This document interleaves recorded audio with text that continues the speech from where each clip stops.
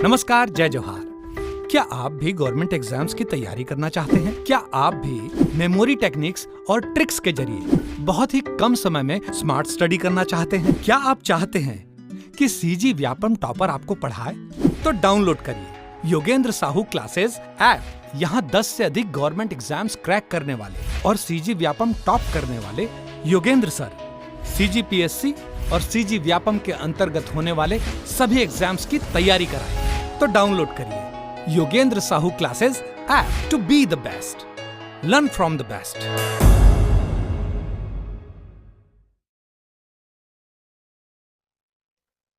नमस्कार दोस्तों, स्वागत है आपका योगेंद्र साहू ऑनलाइन क्लासेस में। तो आज हम देखने वाले हैं CGGS का पार्ट 3। पार्ट 2 हम लोगों ने पहले ही कवर कर लिया है।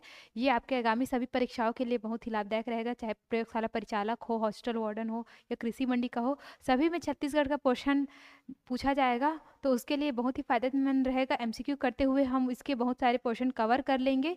तो आप लगातार इस सीरीज़ को देखते चलिए, और अभी तक जिन्होंने चैनल को सब्सक्राइब नहीं किया है, जो हमारे चैनल में नए हैं, वो चैनल को सब्सक्राइब करके रख लीजिए, क्योंकि ये सीरीज़ पूरे परीक्षा तक चलने वाली है। ठीक है, तो बिना देरी के क्लास स्टार्ट करते हैं। आज का पहला क्वेश्चन है, सूची को सूची 2 से मिलान करना है। छत्तीसगढ़ में 1858 के विद्रोह को उनके नेताओं से सुमिलित करना है कि जो 1858 के समय जो भी क्रांति हुई, उनके नेता कौन थे। तो सोना खान का विद्रोह, तो इसका आंसर तो सभी को पता होगा। सोना खान का विद्रोह किया था वीर नारायण सिंह ने, और ये हुआ था 1857 में। ये क्रांति कब हुआ था? तो 1857 में। उदयपुर का विद्रोह, तो उदयपुर का विद्रोह किया था कल्याण सिंह ने। उदयपुर का विद्रोह किसने किया? कल्याण सिंह। और ये कब हुआ था? तो ये हुआ था 1858 ईस्वी में। संबलपुर का विद्रोह, तो संबलपुर का विद्रोह किया था सुरेंद्र साय ने, और ये हुआ था 1857 में। रायपुर का सिपाही विद्रोह ये किया था हनुमान सिंह ने। कब? तो 1858 में। इन्होंने जो सार्जेंट थे मेजर सिडवेल, उनकी हत्या कर दी थी। कब? तो 18 जनवरी 1858 को। उसके बाद 22 जनवरी 1858 को उनके जो 17 सिपाही थे, जो उनके सहयोगी थे, उनको फांसी हो गई। और जो हनुमान सिंह थे वो बच निकले थे, वो पुलिस की पकड़ में नहीं आए, लेकिन जो उनके साथ उनके सहयोगी थे, जो 17 सिपाही, उनको 22 जनवरी के दिन क्या दे दिया गया था? तो उनको फांसी दे दिया गया था। तो आंसर क्या होगा? 1, 3, 4, 2। 1, 3, 4, 2 जो भी ऑप्शन में होगा आप मिला लीजिए। सेकंड क्वेश्चन देखते हैं। मिट्टी से ज्योग्राफी का क्वेश्चन आ गया, CG ज्योग्राफी का। डोरसा मिट्टी के बारे में सही नहीं है। इसमें पूछ रहा है डोरसा मिट्टी के बारे में क्या सही नहीं है। क्वेश्चन कभी सही है ऐसा पूछता है, कभी क्या पूछता है, क्या सही नहीं है। तो हम लोग को इसमें स्पेशल ध्यान देना चाहिए, इसको अंडरलाइन करके हमको क्वेश्चन बनाना चाहिए। तो इसमें सही नहीं है पूछा है। तो देखते हैं ऑप्शन ए क्या है। यह कन्हार और मटासी मिट्टी का मिश्रण है। तो ये तो बिल्कुल सही है, क्योंकि ये डोरसा मिट्टी जो होती है वो कन्हार मिट्टी और मटासी मिट्टी दोनों को मिलाने से ही कौन सी मिट्टी बनता है? तो डोरसा मिट्टी। तो ये तो आंसर नहीं होगा। पानी के अभाव में शुष्क और कड़ी हो जाती है। तो ये भी बिल्कुल सही है। क्यों? क्योंकि इसमें काली मिट्टी का क्या रहता है? अंश रहता है ना, कन्हार मिट्टी का, इसीलिए। और थर्ड ऑप्शन क्या है? यह चावल के लिए उपयोगी है। तो बिल्कुल डोरसा मिट्टी चावल की खेती के लिए बहुत ही अच्छी मानी जाती है। तो ये भी सही है उसके लिए। इसका pH मान 5.5 है। तो ये क्या है? ये सही नहीं है। और ऑप्शन डी क्या हो जाएगा? इसके लिए करेक्ट आंसर हो जाएगा। क्यों? क्योंकि डोरसा मिट्टी का जो pH मान है वो 7.6 होता है, और 7.6 है। इसका मतलब क्या समझते हैं हम लोग कि डोरसा मिट्टी जो है वो क्षारीय है, बेसिक होता है वो। तो 7.6 डोरसा मिट्टी का pH मान, इसीलिए ऑप्शन डी क्या है? सही नहीं है वाले में करेक्ट आंसर हो जाएगा। थर्ड क्वेश्चन देखते हैं। छत्तीसगढ़ के किस विद्रोह को बस्तर के महान स्वतंत्रता संग्राम के रूप में भी जाना जाता है? छत्तीसगढ़ के किस विद्रोह को? हलवा विद्रोह को, लिंगागिरी विद्रोह को, कोई विद्रोह को, या मेरिया विद्रोह को? तो जो बस्तर का महान स्वतंत्रता संग्राम के नाम से जाना जाता है वो विद्रोह है लिंगागिरी विद्रोह। ठीक है, तो लिंगागिरी विद्रोह हुआ कब था? तो ये हुआ था 1856 में। ठीक, ये तो पता चलेगा कि 1856 में हुआ था। तो इसके नेतृत्वकर्ता कौन थे? इस विद्रोह का नेतृत्व किन्होंने किया था? तो इसका नेतृत्व किया था धुर्वाराम माड़िया ने। धुर्वाराम माड़िया ने। क्वेश्चन ऐसा भी तो आ सकता है ना कि लिंगागिरी विद्रोह का नेतृत्वकर्ता कौन थे? तो आंसर क्या लेंगे हम लोग? धुर्वाराम माड़िया लेंगे। कब हुआ था? तो 1856 में हुआ था। इस समय काकतीय वंश के शासक कौन थे, किसका शासन चल रहा था, तो भैरम देव का शासन चल रहा था। ये रहा किसका, लिंगागिरी का। अब देख लेते हैं हलवा विद्रोह। तो हलवा विद्रोह हुआ था 1774 से 1777 के बीच। अब इसके नेतृत्वकर्ता कौन थे, तो इसके नेतृत्वकर्ता थे अजमेर सिंह। अजमेर सिंह, ठीक है। ये उत्तराधिकार का युद्ध था जो हलवा विद्रोह था मेनली, और उस समय अजमेर सिंह क्या थे, काकतीय वंश के शासक थे। कोई विद्रोह हुआ था 1859 में, ठीक है, 1859 में। और कोई विद्रोह के नेतृत्वकर्ता कौन थे, तो नागुल दोरला थे, नागुल दोरला। और इस समय कौन से काकतीय वंश शासक थे, तो भैरम देव ही आएगा। अब देखते हैं मेरिया विद्रोह। मेरिया विद्रोह हुआ था 1842 में, ठीक है, 1842 से 63 के बीच में चला था। और मेरिया विद्रोह किसके नेतृत्व में हुआ था, तो हिडमा माझी, हिडमा माझी। और इस समय काकतीय वंश के कौन से शासक थे, तो भूपाल देव का शासन इस समय चल रहा था बस्तर में। तो ये रहा बस्तर के बहुत सारे विद्रोह का, 4 विद्रोह का मैंने पूरा डिटेल आपको बता दिया। एक हलवा विद्रोह देखा हम लोगों ने 1774 से 1777 के बीच में हुआ। एक हुआ लिंगागिरी। लिंगागिरी कब हुआ, 1856 में। धुरवाराम माड़िया इसके क्या थे, नेतृत्वकर्ता थे। और कोई विद्रोह हुआ 1859 में, जिसके नेतृत्वकर्ता कौन थे, नागुल दोरला। मेरिया विद्रोह के नेतृत्वकर्ता कौन, हिडमा माझी।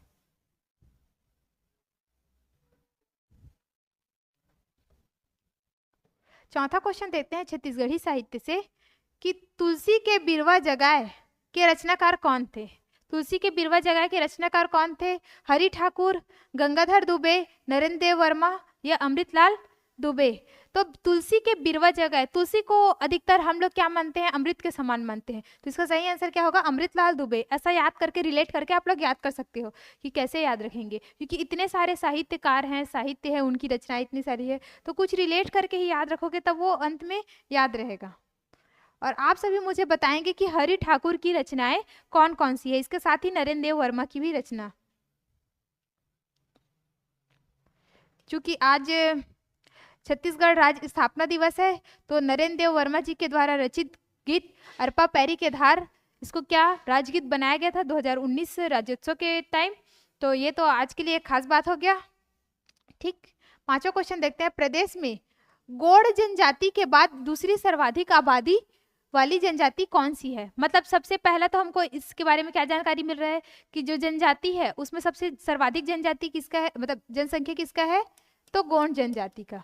उसके बाद पूछ रहे हैं कि उसके बाद दूसरा नंबर में कौन आएगा, बैगा, हलबा, उरांव या कंवर। तो सेकंड नंबर में आता है कंवर। ऑप्शन डी हमारा करेक्ट आंसर हो जाएगा। गोंड के बाद आता है कंवर, और कंवर के बाद उरांव, कंवर के बाद उरांव, और उरांव के बाद कौन सा आता है, तो हलबा। तो ये छत्तीसगढ़ में जनगणना 2011 के अनुसार जनजातियों का क्या है, जनसंख्या है। सर्वाधिक किसका है, तो गोंड जनजाति का, उसके बाद कंवर जनजाति का, उसके बाद उरांव, उसके बाद हलबा।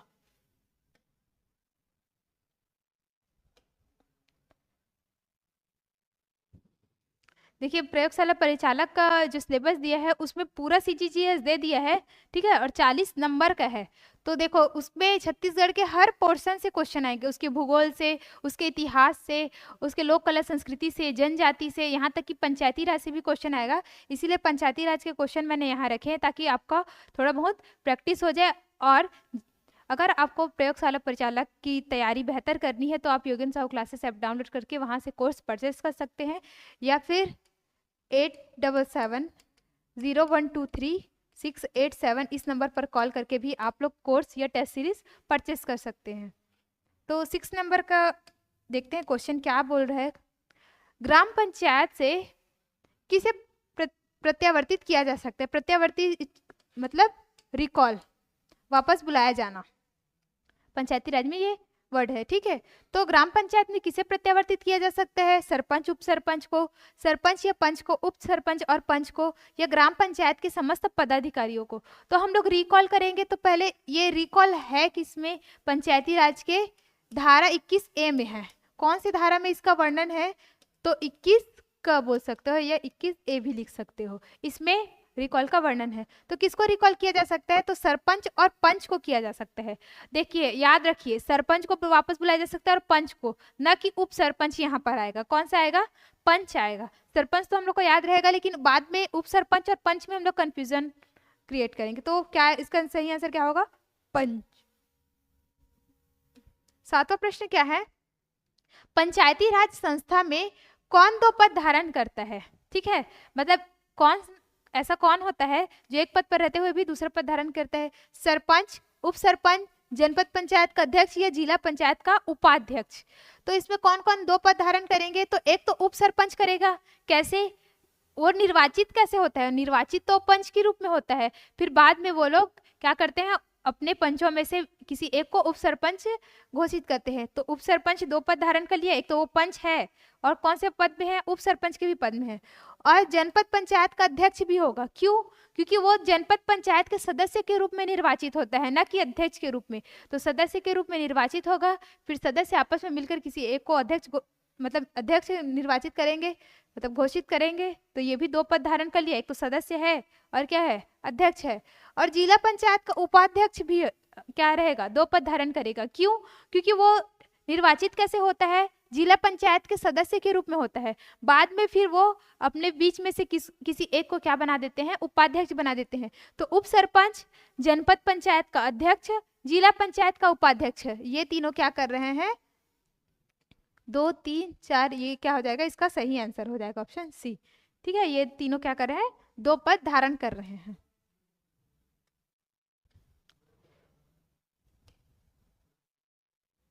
नगर पालिका परिषद की अवधि की गणना किस तिथि से किया जाता है? जैसे कि चुनाव होता है, तो क्या चुनाव होते ही हम उसका कार्यकाल मतलब गिनने स्टार्ट कर देते हैं क्या? मतलब उसका कार्यकाल होता कितना है? होता लगभग कितना है? 5 वर्ष का। तो कब से उसका गणना करते हैं? चुनाव होता है उसी दिन से, या रिजल्ट आता है उस दिन से, या जिस दिन उनकी प्रथम सम्मेलन, मतलब उनकी जब प्रथम सम्मेलन होता है उस दिन से, या फिर जिस दिन से अधिसूचना जारी होती है उस दिन से। तो कब से हम लोग उनका कार्यकाल काउंट करेंगे? तो जब परिषद का प्रथम सम्मेलन होगा ना, उस तिथि से, ना कि जिस दिन रिजल्ट आ जाता है उसी दिन से। रिजल्ट आता है उस दिन से नहीं, जब रिजल्ट आ गया और वो लोग क्या करेंगे? अपना प्रथम सम्मेलन ऑर्गेनाइज करेंगे, आयोजित करेंगे, फिर उस दिन से उनके कार्यकाल की गणना स्टार्ट हो जाएगी। फिर उस दिन से अगले 5 साल तक वो सत्ता में रहेंगे, ऐसा।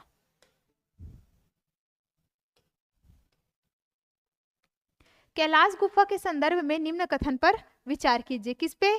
कैलाश गुफा में। तो देखिए कैलाश गुफा 3 जगह है। तो ये वाला कैलाश गुफा किसकी बात कर रहा है? ये जसपुर वाले की बात कर रहा है। ठीक है, आगे देखते हैं। जसपुर में भी है एक कैलाश गुफा, एक है बस्तर में कैलाश गुफा, और एक कहाँ पर है? सरगुजा में है। तो 3 जगह कैलाश गुफा है। अब देखते हैं कथनों पर विचार करना और कौन सा सही है ये बताना है। पहला कथन क्या बोलता है? यह गुफा संत रामेश्वर दास गहिरा गुरु द्वारा निर्मित है। कौन सा? कैलाश गुफा। तो ये बिल्कुल सही है। जो गहिरा गुरु है जिनका नाम क्या है? रामेश्वर दास, संत रामेश्वर दास। ठीक है, और यहाँ शिव और पार्वती का मंदिर है, तो ये भी बिल्कुल सही है। कैलाश गुफा में किनका मंदिर है? शिव और पार्वती का मंदिर है। यहाँ कठोर पहाड़ी को तोड़कर आश्रम बनाया गया है, तो ये भी बिल्कुल सही है। यहाँ कठोर पहाड़ी को तोड़कर आश्रम बनाया गया है। तो तीनों कथन हमारा क्या है? सही है। और ये किसके द्वारा निर्मित है ये कैलाश गुफा? तो संत रामेश्वर दास गहिरा गुरु। और ये कौन सी जनजाति से संबंध रखते हैं? तो ये कंवर जनजाति से संबंध रखते हैं। क्वेश्चन आता है कि गहिरा गुरु कौन सी जनजाति से संबंध रखते हैं? तो क्या है आंसर? कंवर जनजाति। अब सुमेलित करना है कि कौन सा त्योहार कौन से माह में बनाया जाता है। तो जब लोक कला संस्कृति पढ़ेंगे, हम त्योहार वगैरह पढ़ेंगे, तो ये क्वेश्चन आएगा। ठीक, तो क्या है? गोवर्धन पूजा। गोवर्धन पूजा हम लोग कब मनाते हैं? तो कार्तिक माह में मनाते हैं। छेरछेरा, तो छेरछेरा पौष पूर्णिमा को मनाया जाता है। भोजली हम लोग कब मनाते हैं? तो भोजली भादो माह में। और अक्षय तृतीया जिसको बोलते हैं वो वैसाख के माह में। हम लोग को जनवरी फरवरी याद करने के बजाय अभी चैत वैसाख जेठ आषाढ़ ऐसा याद करना चाहिए एस्पिरेंट लोगों को, क्योंकि इससे ही क्वेश्चन पूछता है। तो इसका आंसर क्या हो जाएगा? 3 4 2 1। 3 4 2 1 ऑप्शन ए इसका करेक्ट आंसर हो जाएगा।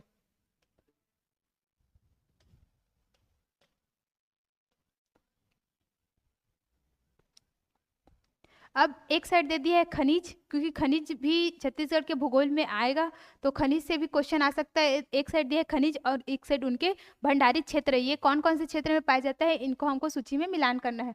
तो लौह अयस्क, तो लौह अयस्क की प्राप्ति कहाँ से होती है, तो 4 गाँव, और ये 4 गाँव कौन से जिले में है, तो ये कांकेर जिले में है। कौन से जिले में है, कांकेर में।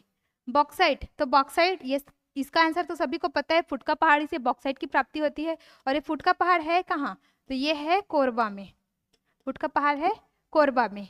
हीरा, हीरा कहाँ से मिलता है, हीरा मिलता है पायली खंड में, और ये पायली खंड कहाँ पे है, तो गरियाबंद में,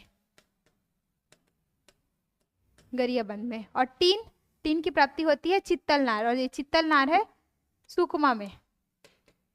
टीन, छत्तीसगढ़ देश का एकमात्र ऐसा राज्य है जहां 100% टीन का उत्पादन होता है। और एक बात याद रखने वाला और कि दंतेवाड़ा का कटे कल्याण जो है, कटे कल्याण नामक जो जगह है, वहां सबसे ज्यादा मात्रा में टीन पाया जाता है। तो ये 11 क्वेश्चन हो गया हमारा। आगे बढ़ते हैं 12वें क्वेश्चन की ओर। छत्तीसगढ़ के पहले और भारत के दूसरे भूतापी संयंत्र की स्थापना कहाँ की जाएगी। भूतापी मतलब जो जियोथर्मल पावर प्लांट है, उसकी स्थापना कहाँ की जाएगी, ये पूछा है। तो छत्तीसगढ़ में पहला, लेकिन भारत में दूसरा, कांकेर, बस्तर, तातापानी, अंबिकापुर, बलरामपुर या फिर अंबिकापुर। तो कहाँ जियोथर्मल पावर प्लांट की स्थापना की जाएगी, तो तातापानी में। क्यों, क्योंकि यहाँ तातापानी में गर्म पानी का क्या है, स्रोत है, उसी से हम लोग क्या बनाएंगे, फिर बिजली बनाएंगे। तो ये तो हो गया छत्तीसगढ़ का पहला, लेकिन यहाँ क्या बोल रहा है, भारत का दूसरा पूछ रहा है ना, तो पहला भी हमको मालूम होना चाहिए। तो पहला कहाँ बना है, लद्दाख में।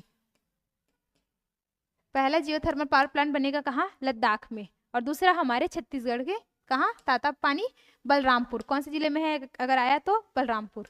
और यहाँ प्रतिवर्ष तातापानी महोत्सव भी मनाया जाता है। तो आप सभी मुझे कमेंट करके बताइए कि 2023 में कौन से तारीख को तातापानी महोत्सव का आयोजन किया गया था, ये आप सभी कमेंट करके बताइएगा मुझे। आगे बढ़ते हैं 13वें प्रश्न की ओर। भारत माला के अंतर्गत लॉजिस्टिक पार्क छत्तीसगढ़ में कहाँ बनाया जाएगा। एक योजना चल रही है हमारी केंद्र सरकार की, भारत माला परियोजना, तो उसके अंतर्गत लॉजिस्टिक पार्क छत्तीसगढ़ में कहाँ बनाया जाएगा, रायपुर, राजनांदगांव, भिलाई, या इनमें से कोई नहीं। तो जो लॉजिस्टिक पार्क है तो वो रायपुर में बनाया जाएगा, क्योंकि हमारे छत्तीसगढ़ का मेन सिटी है रायपुर, तो वहीं कहाँ क्या बनेगा, लॉजिस्टिक पार्क बनेगा। एक खनिज से एक और क्वेश्चन आ गया। कठिया पचरी चूना पत्थर क्षेत्र किस जिले में है। ये पिछले साल प्री में आया वाला क्वेश्चन है। कठिया पचरी चूना पत्थर क्षेत्र किस जिले में है, प्री में नहीं, सॉरी, ये जब मंडी निरीक्षक का एग्जाम हुआ था उसमें आया था। जांजगीर चांपा, बिलासपुर, बलौदाबाजार, रायपुर। तो हम लोग को चूना पत्थर सुन के ही डायरेक्ट किस में आंसर मारने का मन करता है, बलौदाबाजार में, क्योंकि सबसे ज़्यादा चूना पत्थर वहीं से मिलता है। सबसे ज़्यादा सीमेंट फैक्ट्री भी बलौदाबाजार में है। और चूना पत्थर मिलता कहाँ है, तो ये महानदी बेसिन या छत्तीसगढ़ के मैदान में मिलता है। क्यों, क्योंकि यहाँ कौन सा सेल समूह पाया जाता है, तो यहाँ कडप्पा सेल समूह पाया जाता है, और जिसमें चूना पत्थर की प्राप्ति होती है, डोलोमाइट, बॉक्साइट, ये सब मिलता है। तो कठिया पचरी चूना पत्थर क्षेत्र बलौदाबाजार है क्या, तो बिल्कुल नहीं, बलौदाबाजार नहीं है। इसका सही आंसर क्या हो जाएगा, रायपुर। रायपुर में ही ये वाला क्षेत्र है जहां से हमको क्या मिलता है, चूना पत्थर मिलता है।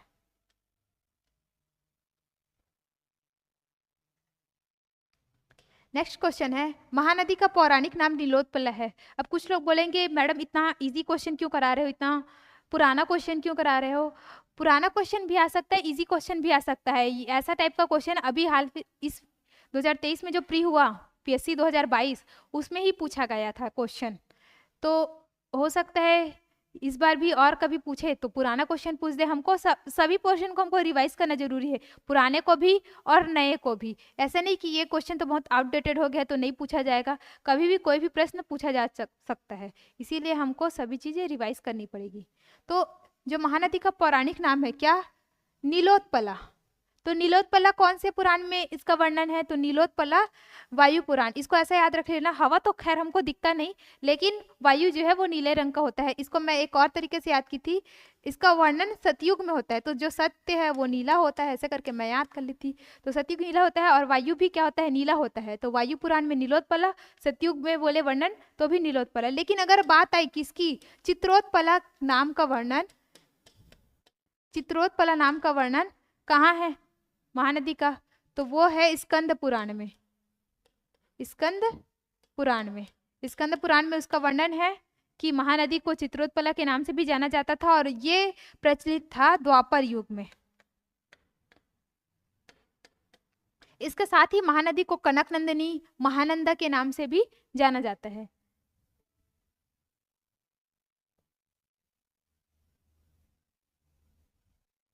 अगर इस सीरीज का पीडीएफ अब आपको चाहिए, अभी तक 3 सीरीज हो चुकी है, आगे भी चलने वाली है सीरीज लंबा, तो इन सब का पीडीएफ अगर चाहिए तो आप Yogendra Sahu classes app download कीजिए, वहाँ ये पीडीएफ आपको केवल 30 रुपये में प्रोवाइड हो जाएगा। 16वां क्वेश्चन है, भारत के पठार में पाई जाने वाली मिट्टियों का स्थानीय नाम क्या है? इसको उच्च से निम्न की ओर क्रम में जमाना है। मतलब बस्तर में जो मिट्टियां पाई जाती है उनको किन नामों से जाना जाता है, ये जमाना है। तो टिकरा, माल, मरहान, गभार, या माल, मरहान, गभार, टिकरा, या गभार, टिकरा, मरहान या माल। चौथा ऑप्शन नहीं दिख रहा होगा तो मैं यहाँ लिख देती हूँ, मरहान, टिकरा, माल और गभार, और यही क्या है, सही आंसर है।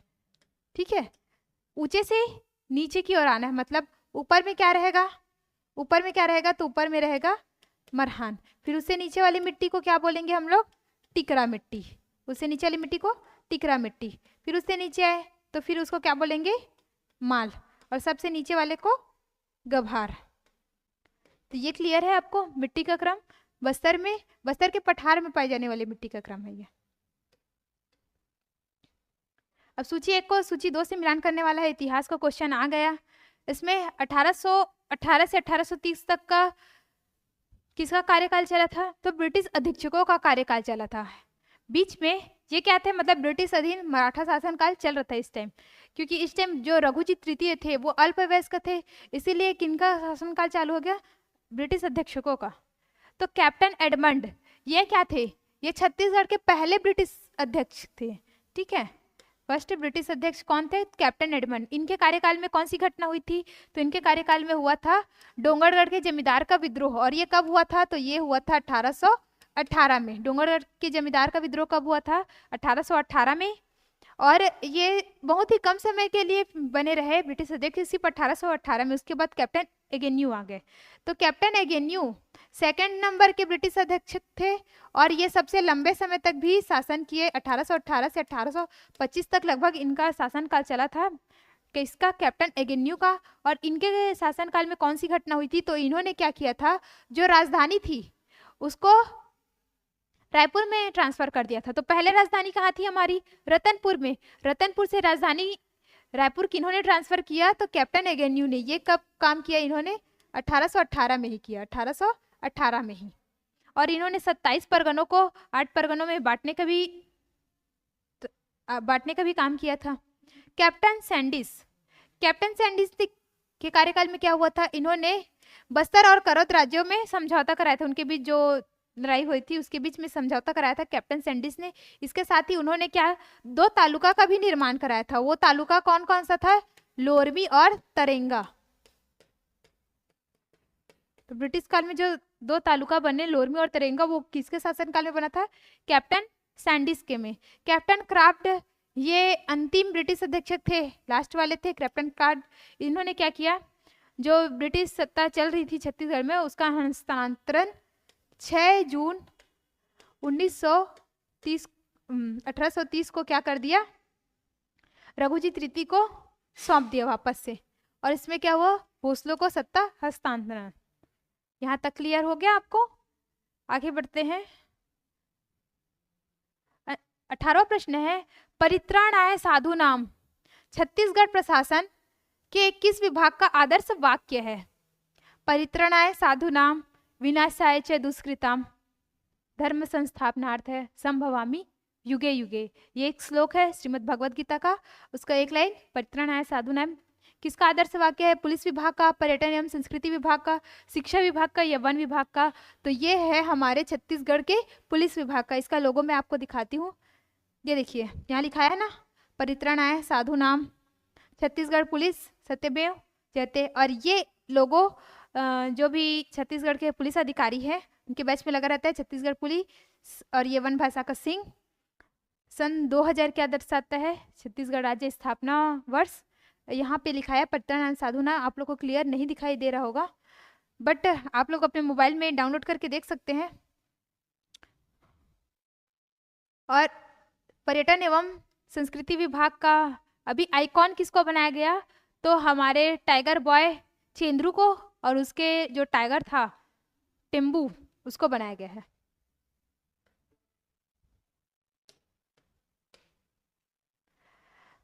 उन्नीसवां क्वेश्चन है, भारत छोड़ो आंदोलन के दौरान नागपुर के सरकारी भवन पर तिरंगा झंडा फहराने वाले छत्तीसगढ़ के युवक का नाम क्या है, तो कुंज बिहारी चौबे, बलीराम आजाद, ठाकुर रामकृष्ण या सुधीर मुखर्जी। तो नागपुर के सरकारी भवन पर तिरंगा किन्होंने फहराया था, तो ठाकुर रामकृष्ण ने। ये ठाकुर प्यारेलाल सिंह के बेटे थे ठाकुर रामकृष्ण। 9 सितंबर 1942, ये कौन सा दौर था, भारत छोड़ो आंदोलन का दौर था। इस दिन उन्होंने क्या किया, नागपुर के सरकारी भवन में तिरंगा फहराया। इनके सहयोगी थे वल्लभ दास। ये दोनों कौन थे, तो नागपुर का जो लॉ कॉलेज था ना उसके स्टूडेंट थे दोनों जने, ठाकुर रामकृष्ण और वल्लभ दास।